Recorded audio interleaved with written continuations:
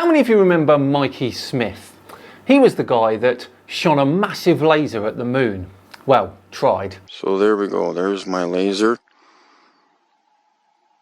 going towards the moon there.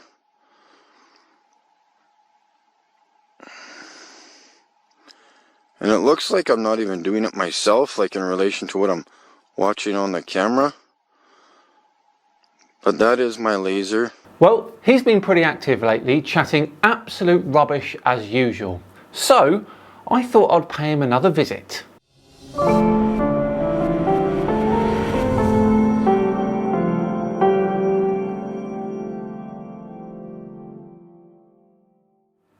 Hello all and welcome along to another episode of Flat Earth Friday with me, Simon Dan. Thank you very much for joining me. Before we begin today, a huge thank you to the sponsors of today's video, Raycon.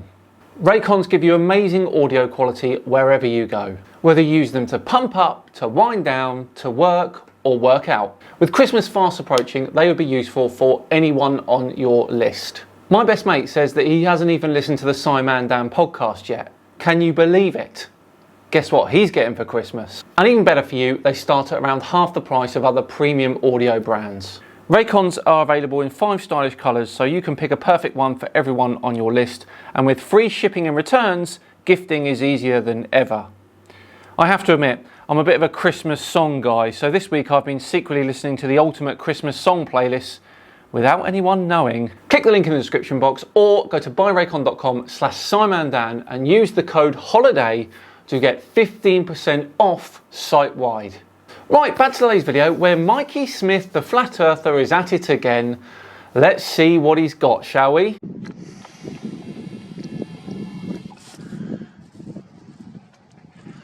Alright guys, we got Venus and the moon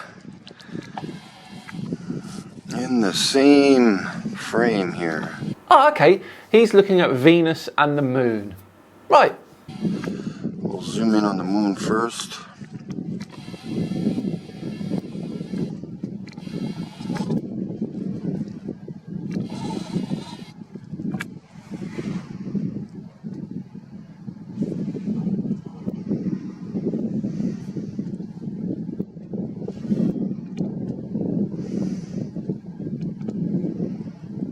I'm not really sure what Mike is doing here, but we'll soldier on.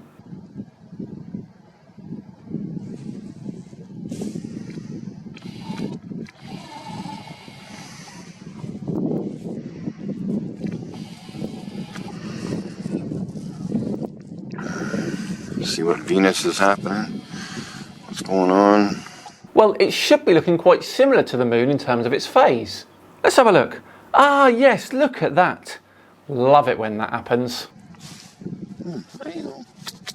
Hello, kitty.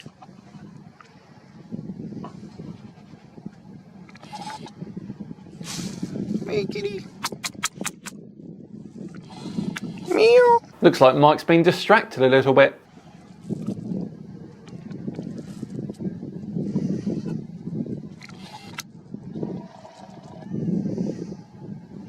That is a massively out of focus Venus.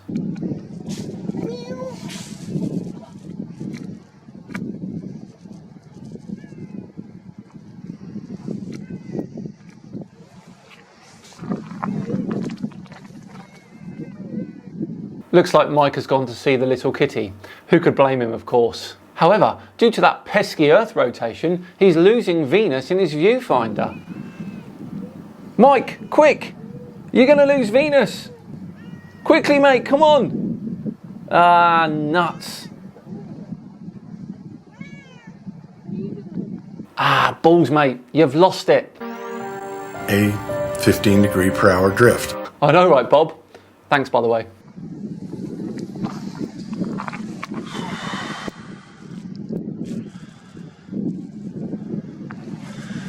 Go in a frame here already, guys. Yeah, that kind of happens a lot when you're rotating.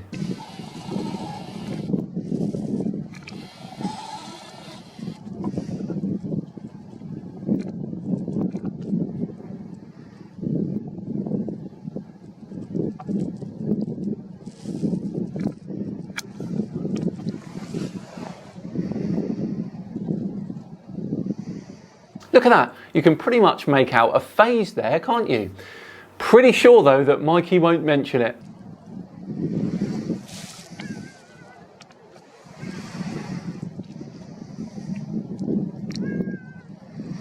So that would be Venus, at least as clear as I can get it so far.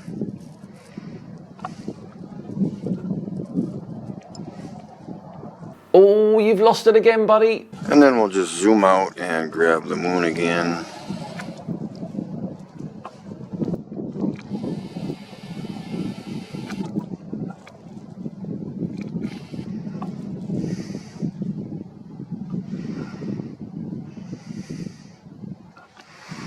So there you go, we got the moon and Venus off to the left.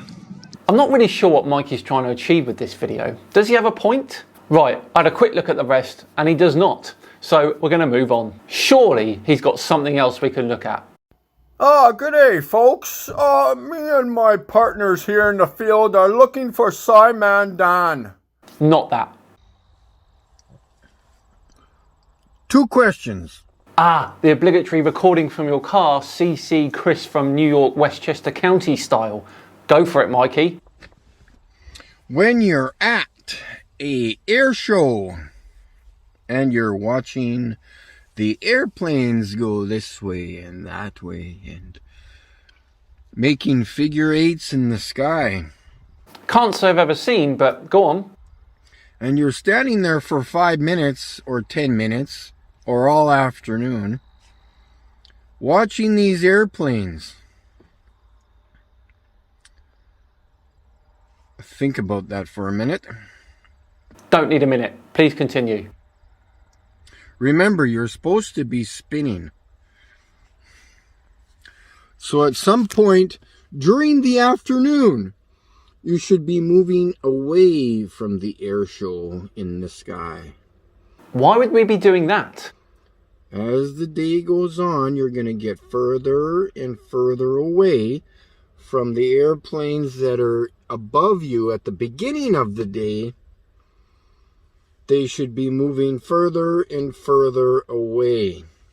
No, they shouldn't. Because remember, you are supposed to be spinning right now. Yes, but so is the atmosphere.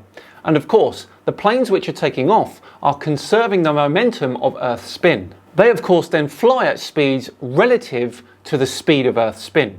That means for a plane to fly east, it would be travelling at the speed of Earth's rotation plus its own speed.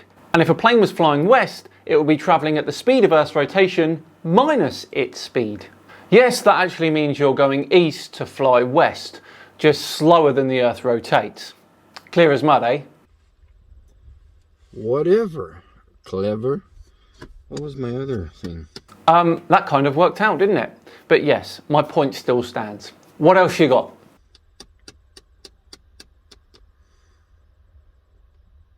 Yes. And if you have ever been to St. Martin, which I have not. Nothing like first-hand experience, hey? There are lots and lots of videos of people standing at the end of the runway getting blown off the beach because the beach is right before the runway. So the planes rev up the engines, okay? And they're thrusting the opposite way of the plane wants to go, obviously. So there are people standing at the end of the runway getting blown into the ocean or off the beach or getting sand thrown in their face, whatever it is. Wow, I need to see this.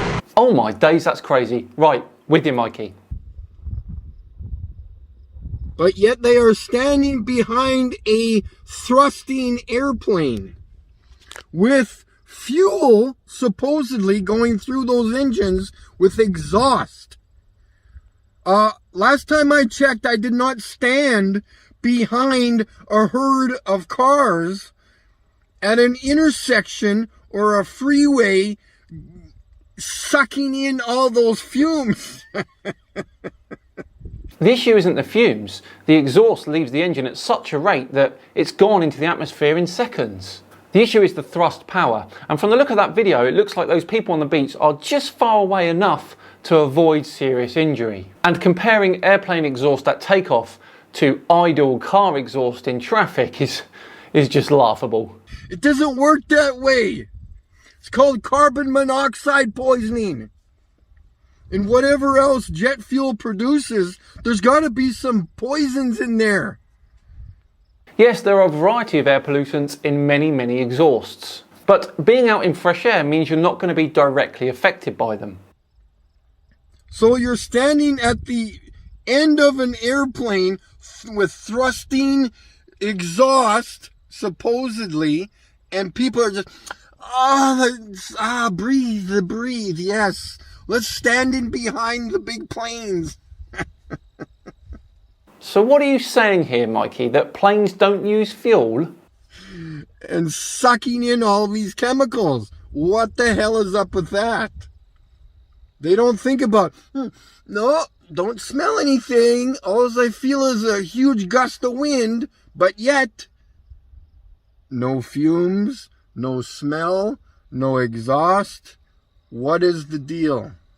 You probably could have smelt something, but I think you'd be more concerned with the fact that you'd be eating sand. You go watch those videos on YouTube. Type in St. Martin runway or the beach or whatever the fuck they are, planes landing. Type in planes landing and you'll understand what I'm talking about. Yeah, we did, Mikey. Still don't really understand your actual point though. There are warning signs of airplanes landing, but there are no warning signs of exhaust or please. Or like, I don't get it. I really don't get it. So just a few things to think about.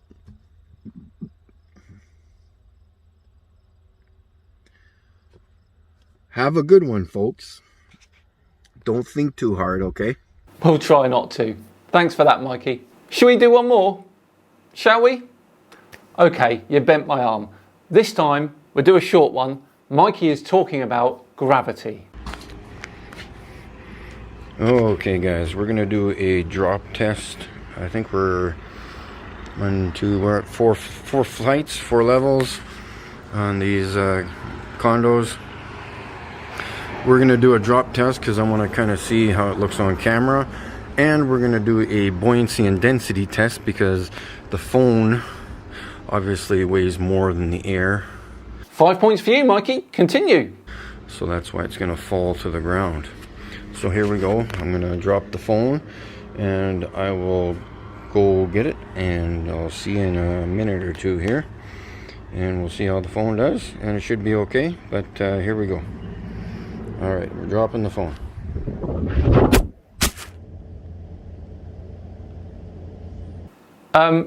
Was that it?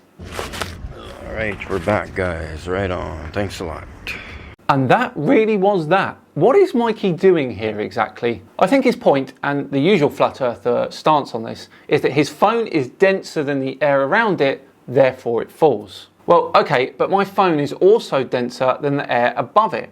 In fact, if you want to be really technical about it and really accurate, the air above it is very slightly less dense than the air below it. So why doesn't a phone move upwards if that's the case? The phone moves down for a reason.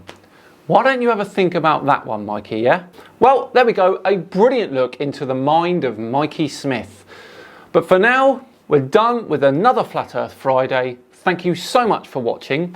If you enjoyed it, please do consider subscribing. It'd be very much appreciated. And if you can like the video as well, again, it'd be very much appreciated. Just enough time to once again thank Raycon for sponsoring today. Remember, visit buyraycon.com/SimonDan and use the code HOLIDAY to get 15% off site-wide. I have been Simon Dan. Have yourselves a great weekend, and I'll see you all on Tuesday where somebody has got the balls to debunk Isaac Newton. See you then.